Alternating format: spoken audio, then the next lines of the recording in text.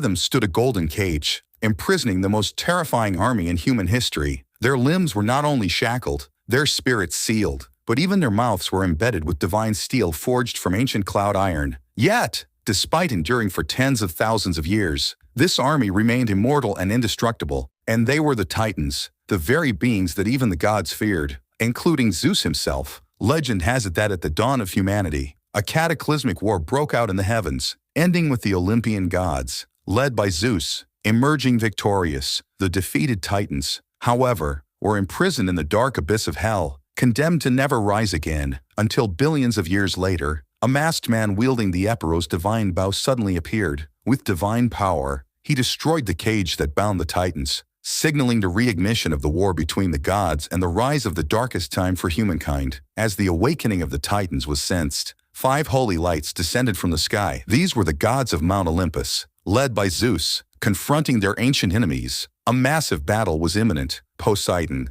the god of the sea, led the charge with his trident, striking with the power of thunder, instantly defeating the sun before him. Zeus, the king of the gods, effortlessly wielded his weapon, dismantling his opponents with ease as they charged at him. Athena, the goddess of wisdom, showcased her formidable power as she fiercely swung her scimitar, cutting down the Titans in her path. However, even with such extraordinary power, they could not withstand the relentless assault of the Titans. Even Poseidon, the sea god, was suppressed and unable to resist, and Athena was gravely injured, pinned to the wall by her own scimitar. Seeing the Titans' unstoppable momentum, Zeus was forced to make a difficult decision. Using his supreme divine power, he forcibly snapped the statues that supported the mountain, causing the entire mountain to begin collapsing. At the last moment, Zeus returned to the heavens, carrying the nearly lifeless Athena. Saint Phaedra awoke in deep fear, realizing that the scenes she had just witnessed were the future she had foreseen, and the one who released the Titans was none other than the current king,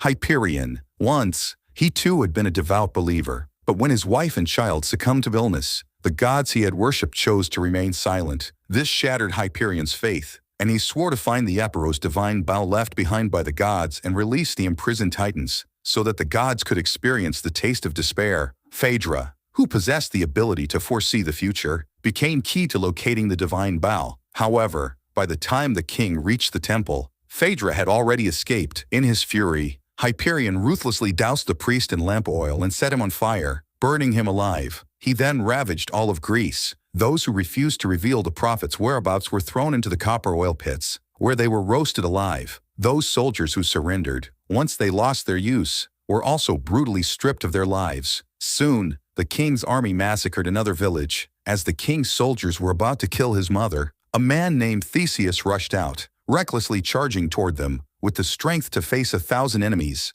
Theseus swiftly took down several soldiers, then used his spear to save his mother at the critical moment. But outnumbered, Theseus was captured, and in the end, he could only watch as his mother was killed by King Hyperion himself. The soldiers intended to execute Theseus, but the king stopped them. Rather than killing or slaughtering villages, he preferred to torture and enslave. Thus, Theseus and the other captured villagers were sent to the mines as forced laborers. The tragic fate of Theseus and the brutality of King Hyperion were witnessed by the gods of Mount Olympus. Upon hearing that the king was slaughtering all pregnant women because of his own loss, the gods were filled with fury, but due to the rules of the divine realm, they could not intervene in human affairs. At that moment, Zeus approached, and the gods asked if he could show mercy and intervene to save the innocent people. Surprisingly, Zeus refused once more, stating, "We cannot interfere in human affairs. We must trust humanity." Though Zeus appeared calm on the surface, inside, he was anxious. But now that the words had been spoken, he could only hope for Theseus to stop the king's conspiracy in time. What Zeus did not know was that after witnessing his mother's death, Theseus had completely collapsed. He was then shackled and sent to the mines, where the dual torment of body and mind nearly cost him his life. Fortunately, he met the person who was destined to change his fate. Meanwhile, in his quest for the Eperos divine bow, King Hyperion had nearly destroyed all the temples. In the end, the remaining goddesses could not escape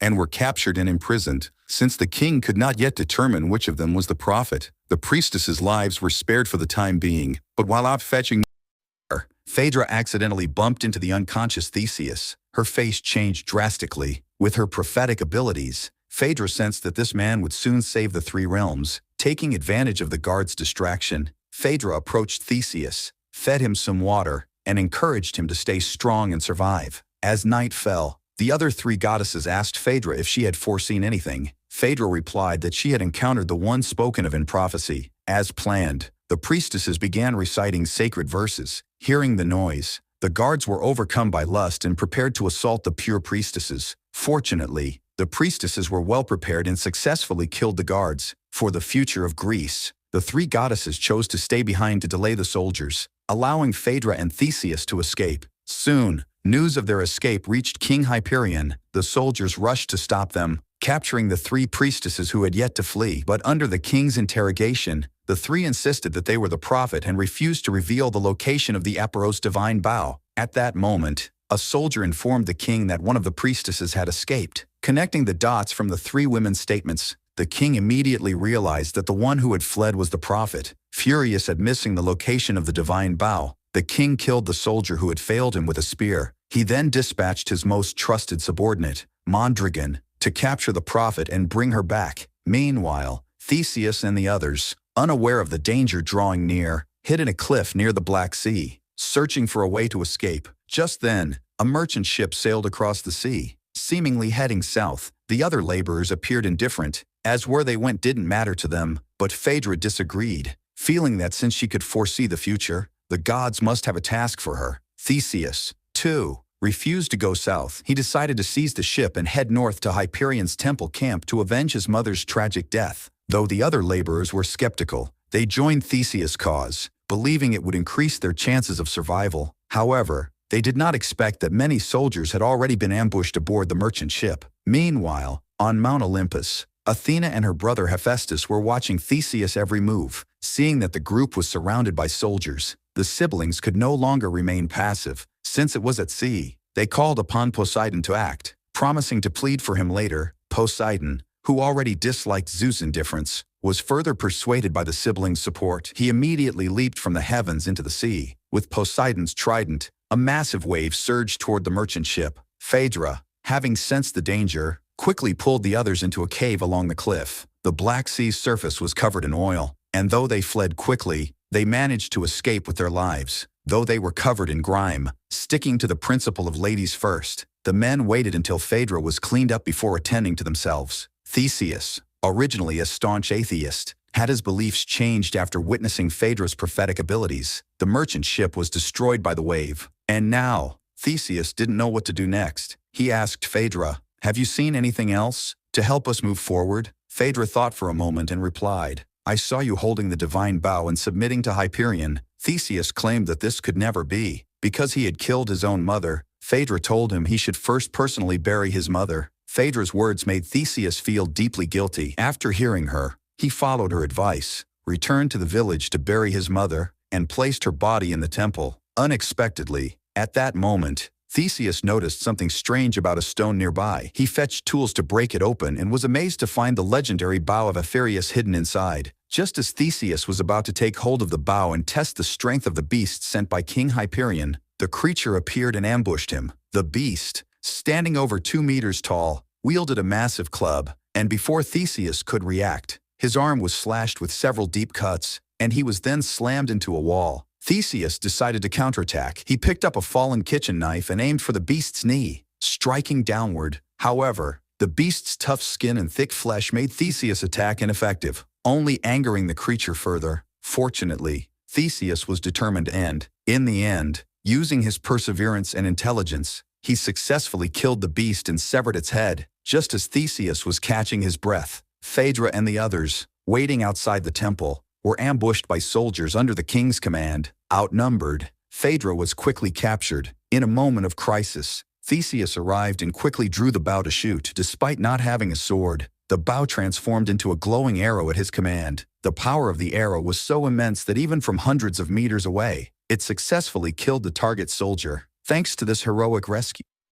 And after spending so much time together, Theseus won Phaedra's heart. That night, the two kissed. Phaedra lost her virginity, which meant she no longer possessed the ability to prophesize the future. The next morning, they gathered again, ready to continue their journey to the temple where King Hyperion resided. They hurried on, And meanwhile, King Hyperion wasn't idle. He had arrived at the foot of Tartarus Mountain, the last line of defense for the Greeks. The king's ultimate goal was to dominate all of Greece and release the imprisoned Titans. Seeing the fortress-like defenses being built, a traitor soldier kindly warned that the Greek defense was impregnable, but the king dismissed it, confident that his army was invincible. Meanwhile, Theseus and his group, traveling north, finally arrived at the temple where the king had previously stationed his forces, only to find that the army had already moved out, heading toward Tartarus Mountain. As they were about to leave, they suddenly heard a strange noise. The priest among them became agitated and rushed into the temple, attempting to push over an iron bull statue standing in the courtyard. Phaedra and the others soon arrived, and as the noise grew clearer,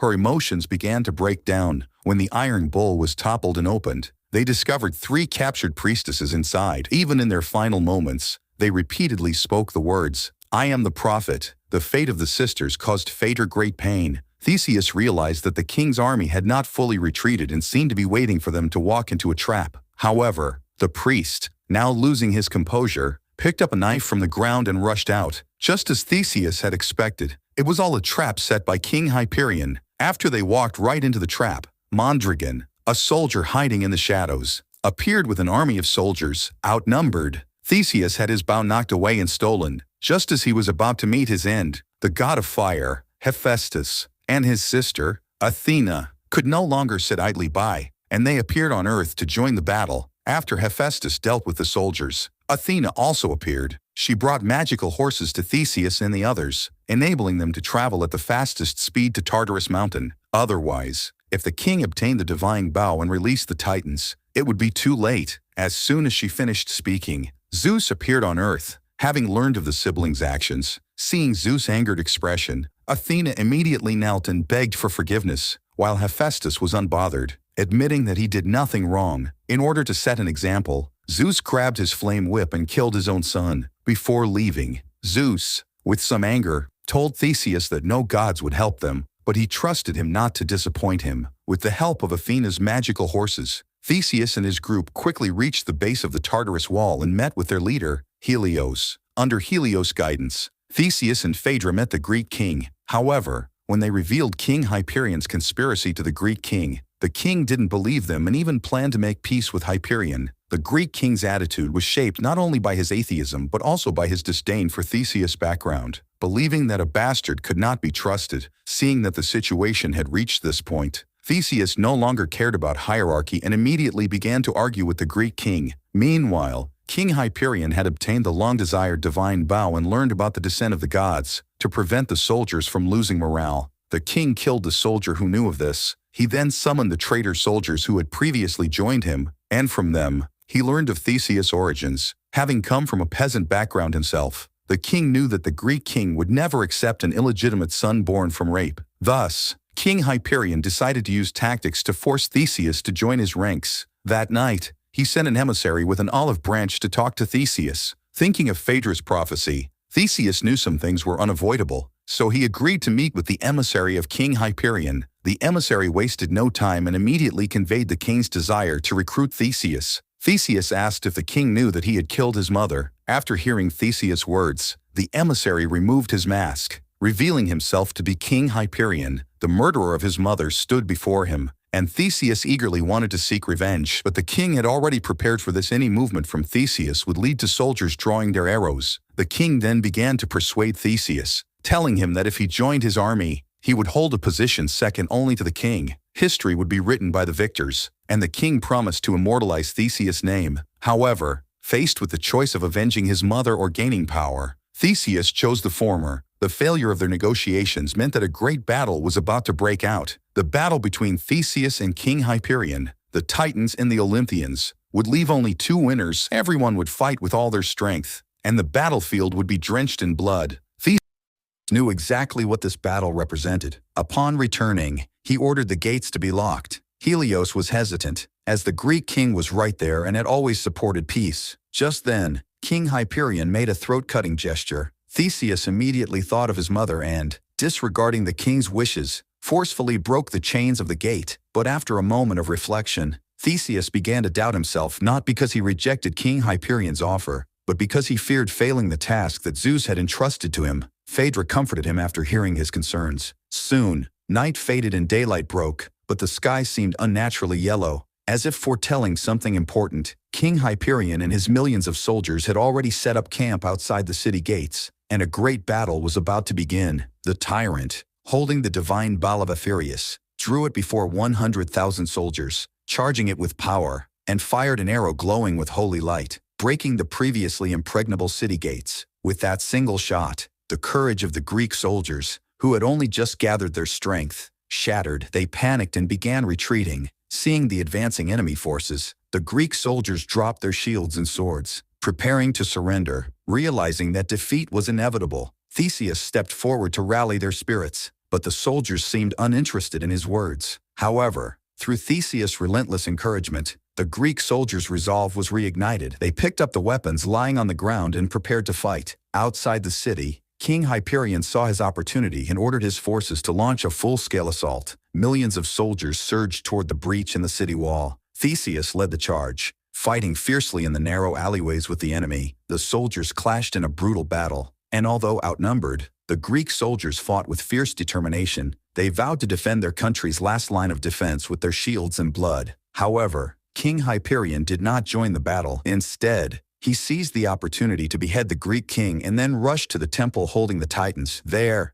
he once again drew the divine bow of Apherius. The temple soon collapsed, and the Titans, imprisoned for millennia, realized they were about to be freed. Hearing the explosion, Theseus quickly joined Helios, and the two rushed to the mountain to confront the Titans. They soon broke through the enemy lines and entered the cave where the Titans were imprisoned. They discovered several towering stone statues over 100 meters tall, with King Hyperion standing directly beneath them. The two quickly ran over to stop him, but they were too late. Phaedra's foresight came true. With a powerful shockwave, everyone was knocked unconscious, and the Titan, who had been imprisoned for billions of years, was finally freed. When Theseus woke up, King Hyperion was nowhere to be found. Someone had snatched the divine bow from the king's hand. Just as they were about to hand the bow to Theseus, the recently freed Titans suddenly surrounded them. Even with the divine bow in hand, he was no match for the Titans. Once again, Theseus felt helpless, watching as the ruthless Titans hacked the already wounded Helios to death with wild axes. As the Titans were about to escape from Tartarus Mountain, a beam of holy light suddenly descended from the sky. Zeus had finally arrived with the Olympian gods to eliminate the Titans, each of them clad in golden armor, their eyes filled with determination and confidence. Originally, the gods were not allowed to interfere with human affairs, but from the moment the Titans were freed, this battle was no longer a human affair. One person tried to take the divine bow, but Zeus swung his hammer, smashing the bow into the stone to seal it. Then, he ordered Theseus to deal with King Hyperion. While the Titans would be judged here, the gods scattered, and the two divine races began a fierce battle once again. The speed of the gods was clearly several times faster than the Titans, with dazzling moves that were deadly and precise. Theseus, following Zeus's command, sought out and killed King Hyperion, but as soon as he exited the temple, the king, lying in ambush outside, launched a surprise attack. Still stunned by the shockwave, Theseus didn't react in time and was stabbed in the abdomen by the king's dagger. Meanwhile, the battle in the cave was also intense. Although the gods fought valiantly under Zeus's leadership, the Titans outnumbered them. Facing the continuously emerging Titans from underground, the outnumbered gods were killed one after another. At the same time,